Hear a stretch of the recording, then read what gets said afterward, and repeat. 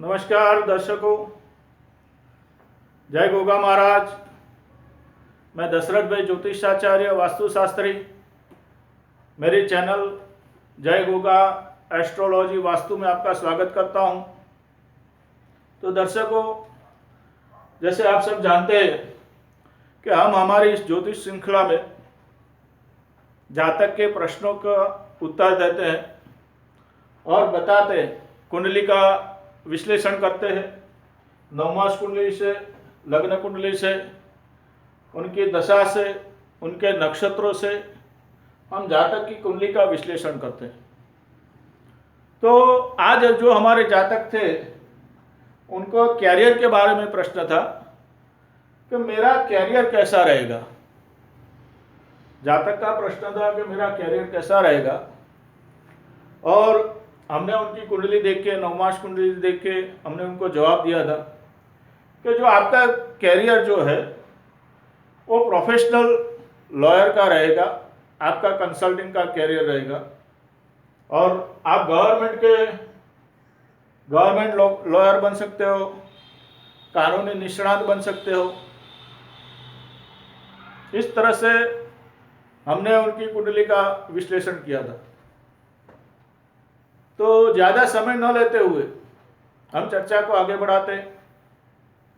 तो ये जो हमारे जातक जो थे, वो वृषभ लग्न के जातक थे और उनका चंद्र मकर राशि में था। यानी कि मकर राशि और वृषभ लग्न जातक की जन्म कुंडली थी। और उनका नवमास जो था वो सिंह नवमास था, नवमास कुंडली में सिंह लग्न था। ये जो हमारे जातक है, उनकी उम्र करीबन 20 साल है। अभी ग्रेजुएशन उन्होंने ख़त्म किया हुआ है और आगे पढ़ाई में भी उनको अच्छा हमने मार्गदर्शन दिया और वो उस क्षेत्र में आगे बढ़े हुए, आर्ट्स कॉमर्स में वो आगे बढ़े हुए। और उनका जो मैट्रिक का एग्ज़ाम था, HSC का एग्ज़ाम था, वो भी उन्होंने बहुत अच्छी तरह से पास किया हुआ था। और वो सब में जो है, तो उनके जन्म के जो ग्रह है वो वर्क करते थे। तो अब हम ये ग्रहों का विश्लेषण करेंगे और आपको बताएंगे कि ये जातक पढ़ाई में इतने तेज के कौन से ग्रहों के हिसाब से थे और कैसे वो प्रगति करते गए।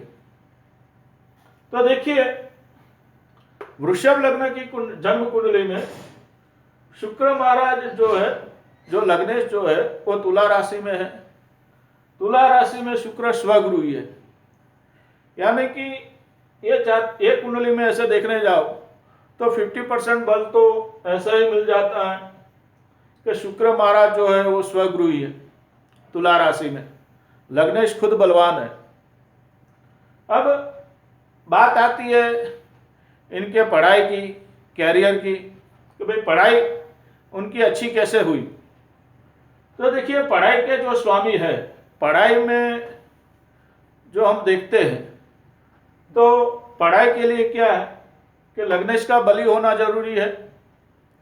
और दूसरे स्थान लग्नेश, धनेश, चतुर्थेश, पंचमेश और भाग्येश, ये 5 स्थानों का संबंध जातक को उच्च लेवल की पढ़ाई करने में हेल्प करता है।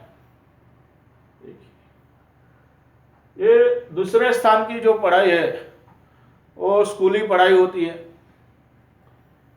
ये चतुर्थ स्थान की जो पढ़ाई होती है वो HSC या कॉलेज की डिग्री होती है। ये पंचम स्थान की जो पढ़ाई होती है, तो पंचम स्थान जो है वो नेचुरल पढ़ाई का है। नेचुरल पढ़ाई यानी कि जातक जो पढ़ता है, जो क्लासेस करता है, जो स्कूल में जाता है, जो किताबें लेके बैठता है, तो उसको अप्लाई कितना करता है। अगर पंचम स्थान अच्छा होगा तो जातक ने जो पढ़ा हुआ है उसको अच्छी तरह से अप्लाई करेगा और मार्क ज़्यादा लाएगा। और हायर स्टडी है कि भाई जैसे ग्रेजुएशन ख़त्म हो गया, उसके बाद हायर स्टडी जो करनी होती है, तो उसके लिए हम नवम स्थान देखते हैं। ये स्थानों का कैलकुलेशन करके ही हम जातक को भविष्य बताते हैं कि भाई आपके कैरियर रिकॉर्डिंग आपको कौन सी लाइन अच्छी रहेगी, आप कौन सी लाइन में सक्सेस होगे, आपकी पढ़ाई आपको आगे धन कमाने में, अर्जित करने में हेल्प करेगा नहीं करेगा, ये सब बातें हम उनको बताते हैं। तो देखिए लग्नेश का स्वगृही, फिर यहाँ पे कन्या का बुध जो है वो केंद्र में है, सप्तम स्थान में है। फिर यहाँ चंद्र महाराज जो है वो मकर राशि में भाग्य स्थान में है। भाग्य स्थान में चंद्र होने के हिसाब से जातक को अपने भाग्य की प्रबल आकांक्षा रहती है। अगर किसी भी जातक का भाग्य स्थान में चंद्र हो तो उसको अपने भाग्य के लिए प्रबल आकांक्षा रहती है और वो मजबूत होता है।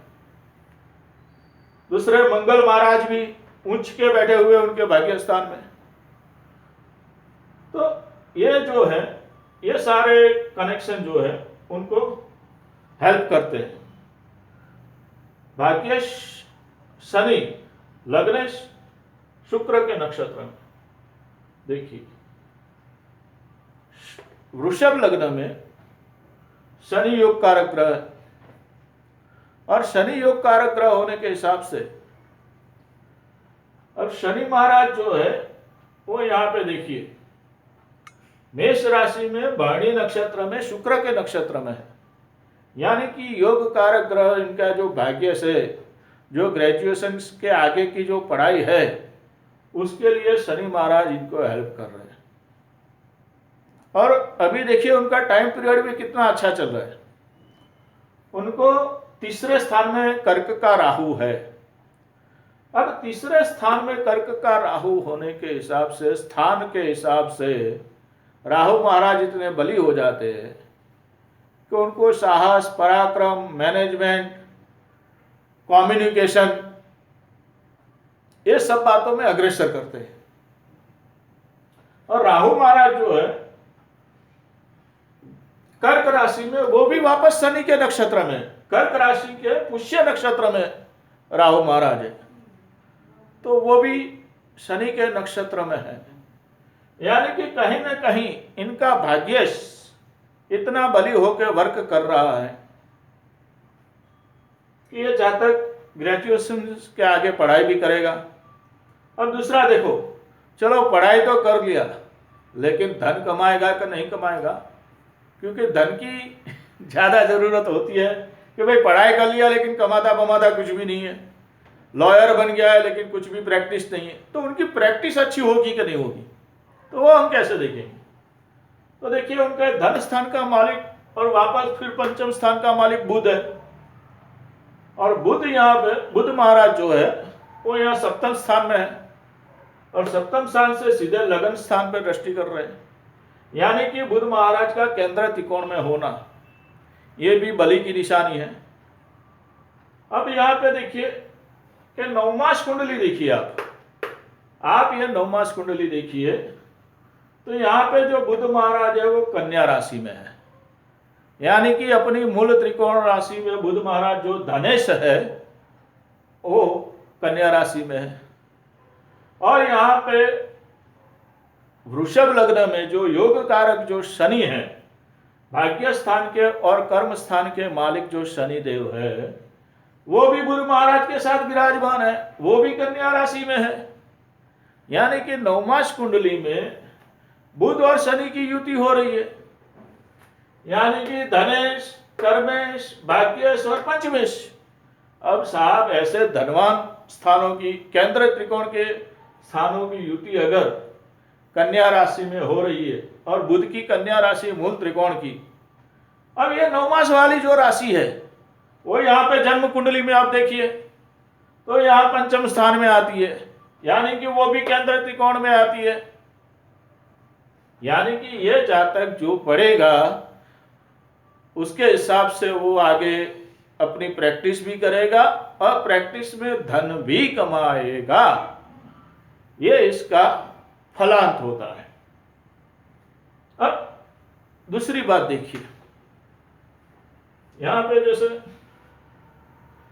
नवमास में सिंह लग्न, हाँ देखिए अब ये गवर्नमेंट, हमने इनको क्यों बोला था कि आप गवर्नमेंट लॉयर भी हो सकते हैं, गवर्नमेंट लॉयर हो सकते हैं, तो वो हमने क्यों बोला था?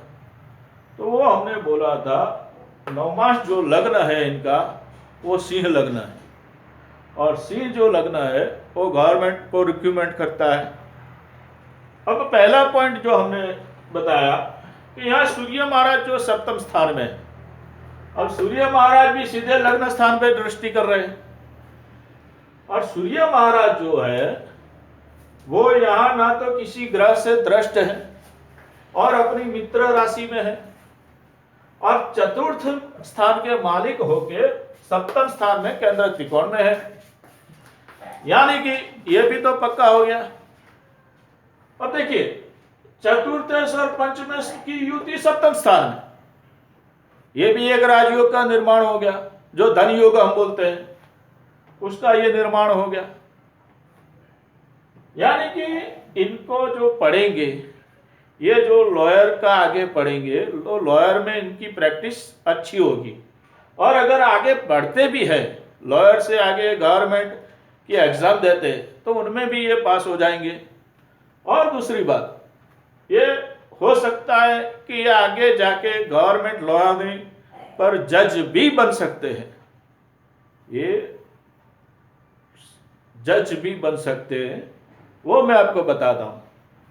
देखिए शनि देव जो है वो न्याय के देवता है, और शनि देव के साथ कर्म स्थान आता है, कर्म का हिसाब देना, एकदम ईमानदारी सच्चाई से कर्म का हिसाब रखने वाले शनि देव हैं। तो यहाँ जरा हम शनि देव का भी अभ्यास कर लेते हैं कि इनके शनि देव जो है कर्मेश और भाग्येश, कर्मदाता शनि देव वृषभ लग्न में जो हो योग कारक, उनकी परिस्थिति क्या है। तो देखिए शनिदेव मेष राशि में भरणी नक्षत्र में है।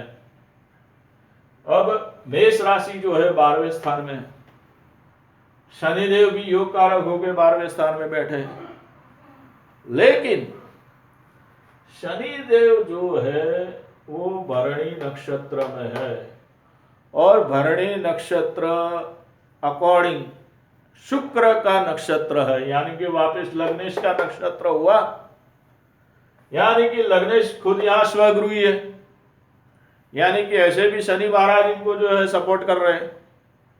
और शनि के जो हमने बताया कि वो आगे जाके जो जज बन सकते, तो इनमें वो खासियत आ सकती है, वो खासियत आ सकती है कि सबको बराबर हिसाब करके तोले, ना इसको कम ना इसको ज्यादा, क्योंकि बड़ी कुर्सी पे बैठने वाला हमेशा सबको समानता दृष्टि से देखता है।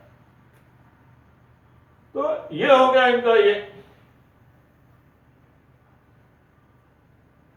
और दूसरी इनमें क्या खास बात, देखिए शुक्र लग्नेश है।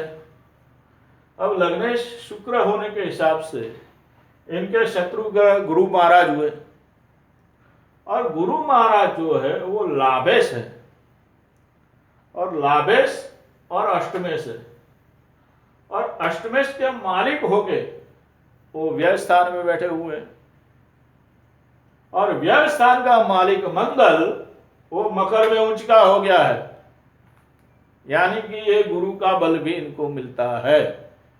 और दूसरी इनकी एक खास इनकी कुंडली में एक अच्छी बात यह है कि गुरु महाराज वक्री है, और शुक्र के लग्न में गुरु का वक्री होना बहुत ही अच्छी निशानी है। शुक्र के लग्न में, वृषभ लग्न में, तुला लग्न में अगर गुरु वक्री होता है तो वो जातक के लिए अच्छा है।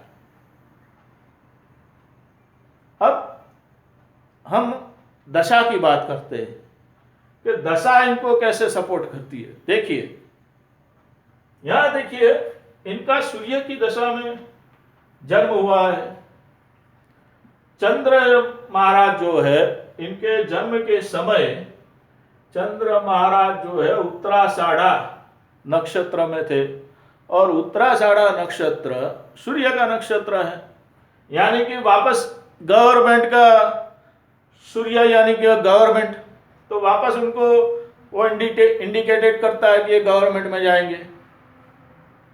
तो इनको सूर्य की दशा जन्म के समय खत्म हो गई 3 साल में।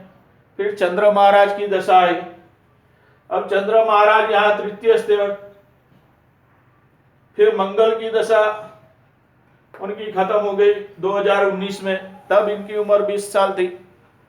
अभी 2020 चल रहा है, यानी कि इनकी अभी राहु की दशा स्टार्ट हुई है।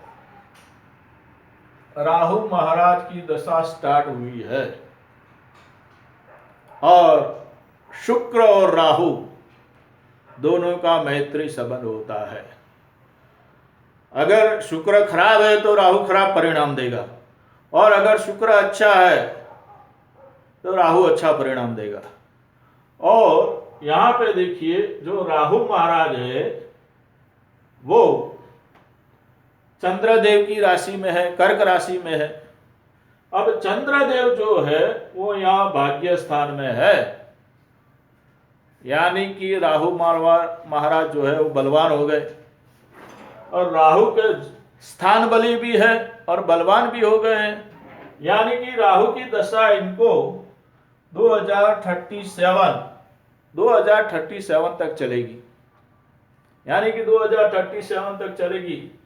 उस टाइम पे इनका कैरियर एक ऐसे प्लेटफॉर्म पे होगा जिसकी हम कल्पना भी नहीं कर सकते।